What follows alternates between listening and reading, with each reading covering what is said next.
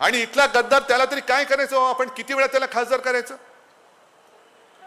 किती वेळा करणार? जशी ती एक म्हण आहे ना, खाल्ल्या मिठाला जो जागत नाही तसं जो दिल्या मताला जागत नाही तो गद्दार तुम्ही पुन्हा डोक्यावर घेणार? ही गद्दारी केवळ माझ्याशी नाहीये. अरे मी काय नव्हतं दिलं तुला, परत परत परत पहिला आमदार केलं होतं शिवसेना प्रमुखाने, मग तुला खासदार केलं. मग यांचं म्हणतात ना अबकी बार बार बार, तसंच प्रत्येक वेळेला निवडणूक आली की हेच आपलं उभं बुजगावणं.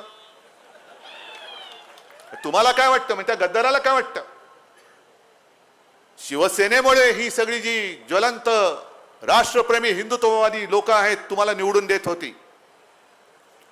हा बुलढाणा काय तुमच्या सातबाऱ्यावरती लिहिलेलं नाहीये की बुलढाणा मतदारसंघ म्हटल्यानंतर त्याच्यावरती कोणी उभाच राहणार नाही, कोणी जिंकणारच नाही. या वेळेला तुझं डिपॉझिट जप्तच करून दाखवतो.